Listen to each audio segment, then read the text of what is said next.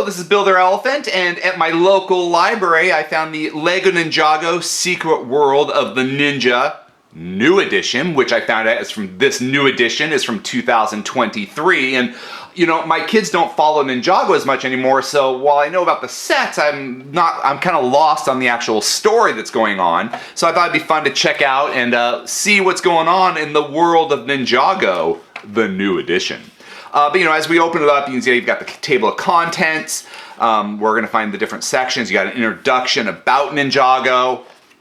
And then the very first character we learn about is Master Wu. And I love the layout of this book, and we'll kind of get that as we go through it. But with Master Wu, you know, you get the minifigures, you get some of the TV show spots where Master Wu was turned into a little baby. Isn't he cute?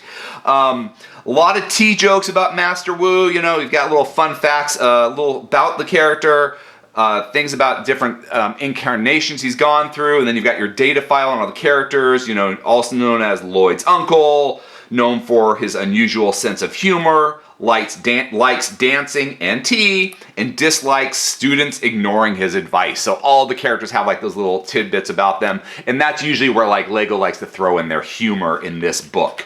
And so now on the next page, it just talks about what is a ninja. And this is kind of funny because it's not necessarily what a ninja is, but what a ninja is to the world. Because here you've got the villains of Ninjago going, ninjas can't keep their noses out of other people's business. And then you've also got their friends, where a ninja needs the right skills, but also the right team. So it just kind of gives a little general feeling of what ninjas mean in the world of Ninjago to different characters. And then we go to Kai, and that's what I love. Like, it's not just like a whole bunch of characters and then a whole bunch of worlds. They break it up. It's now we're going to a character, one of our main characters, Kai. Again, you've got kind of TV appearances and what his storyline is within the show, but also some of the sets that we get with a Kai minifigure. And then we're going to So You Want to Be a Ninja. And this is where it's like the skills you need to be a ninja. Patience, teamwork, focus, mastery. And they mix in scenes from the television show, minifigures, sets. And what I found interesting about this book is that usually when LEGO puts like sets in, they'll put like a little squib like this is set number 32789 from, and then give the title of the set. But this doesn't really do that. It shows you the sets, but it's not advertising them. It's just using them to help explain the world of Ninjago. And now it's not only hero bios, but we also have villain bios. So here we've got probably the most famous Ninjago villain, Garmadon. And you know, you get some of his backstory of who he is, some of the things he's done in the show, his mask. And then, like, again, not a lot about the actual sets they're put in there, but more of just explanation. Then the Ultra Dragon Attack. And again, we have this set being featured here, but it's not really about the building set. It's about, you know, how this Ultra Dragon has all their powers combined and why it came into existence within the show. Oh, and then we're going to see a lot of like number facts here. So battles alongside the ninja 4 times. So this thing was seen 4 times, I guess, in the show. And there's gonna be little facts like that, and I want to remember that when I get to one particular page.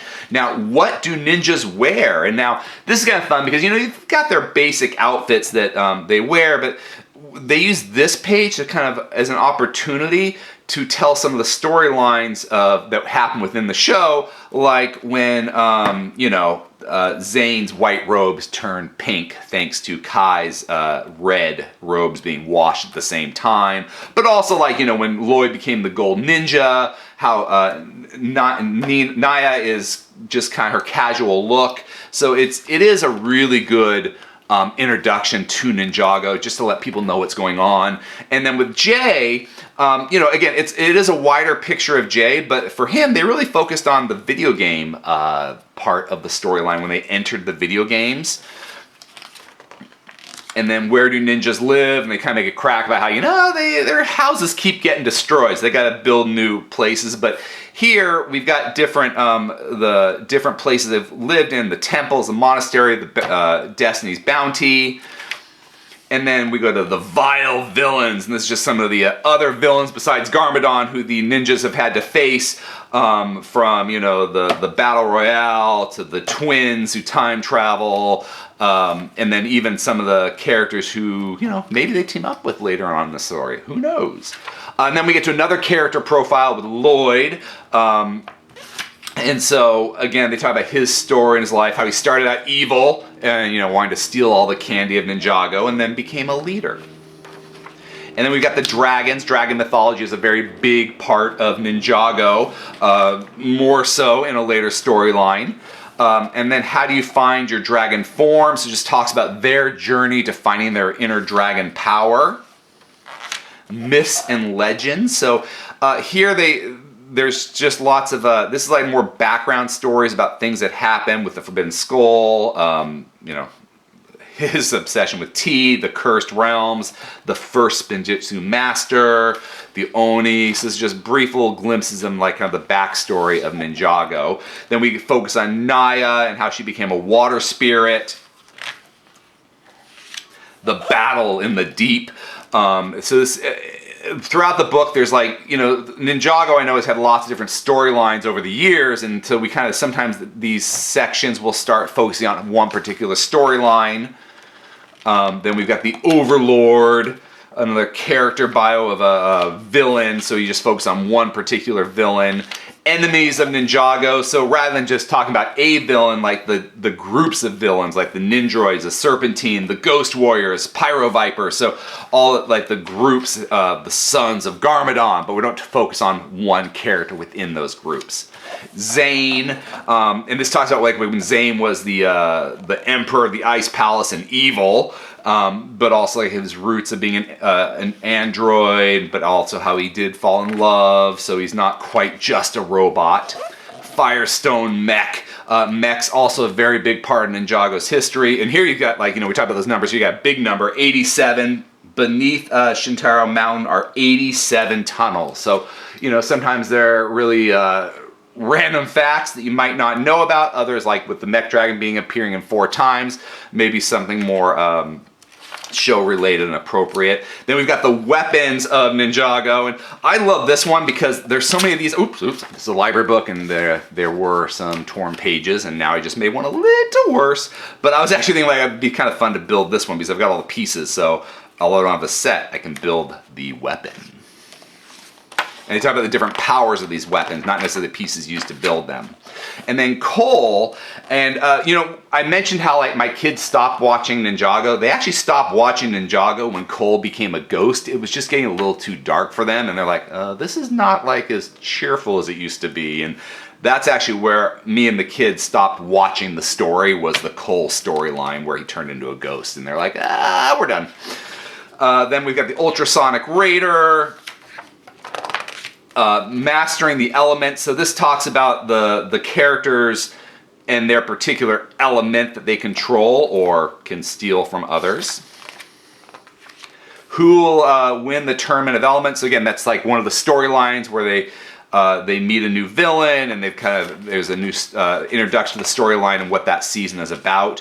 Good and evil, you know, I think it's pretty common to have our good guys turn bad. So here we've got, you know, Good Woo, Bad Woo, Master Garmadon, Lord Garmadon, you know, he's bitten by the snake, so he turned evil, but he's really good. And then how Lloyd was possessed to turn bad, and then Zane actually became bad when he lost his memories, so we can see the good and the bad of our heroes, and then became short villains. You got the Ice Dragon Attack, which I believe focuses on Zane's turn to evil. And Skylore, so she's, you know, when she was introduced, she's become more of a friend of the Ninjago characters. So we get a whole bio on her and her rise from evil to good.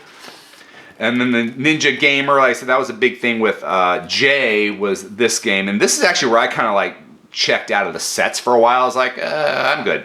But I don't know. I just like, when you get like big pieces like this, they just, I don't know, it loses some of the magic for me of making things from a lot of Lego pieces when you're actually like just creating a huge piece to make it. It takes something away from me, and so that's where I checked out. My kids checked out at Cole, turned into Ghost. I kind of checked out Ninjago for a while when they went into the arcade series. Pixel, the Nindroid who Zane falls in love with, and she actually has maybe some feelings for him. How do you ninja train? So this just talks about some of their training techniques that they've used and how they've harnessed powers with the training gear they wear. How they always have a good time though doing it. Princess Harumi. Now who she was, but Lloyd likes her. Can the ninjas stop the sons of Garmadon? So again, we have another storyline within the Ninjago series. Teamwork, and he's talking about they're always working together. They can build ultra mechs, which makes me think of Voltron. Battle at sea. So we're just kind of seeing like the different builds and show storylines we've had. Armies attacks is like the different armies that the villains use. Escape from the dungeon of Shintaro. Imprisoned in the dungeon, 5 ninjas. Oh, how will they escape? What are the fundamental ninja virtues? So curiosity, balance, wisdom, honesty, generosity, and courage. And how the ninjas have shown us that over the years.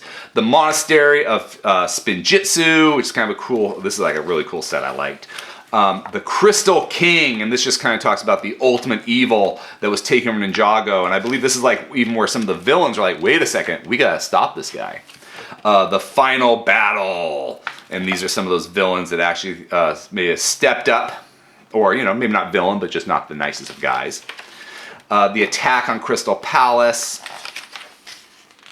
and then A New Reality, the Change City, and this kind of hints at the Dragon Rising storyline in this book, which is interesting because next to this book was actually the Dragon Rising book, which I'm going to review after I get done with this one. But this can a new hero join the team? So it's been the core ninjas for so long, but every now and then some Arin, Sora, Green Master, the new people join the team, even though you've got the 5 or 6 core characters. And then we get to the index, so there's not a lot about the Dragon Wars, which is why I'll be doing that review later. But this is like a really good book. I love this. Usually I find when I read these books, a lot of them feel more like they're just big catalogs dressed up as a book, but this actually felt like it was telling me about Ninjago, so if you kind of want to know what's going on in the storyline, it's a great book to pick up, especially with so many seasons and so many different storylines, so I really enjoyed this book. If you enjoyed this video, please subscribe or check out some of our other videos. Until next time, let's keep building together.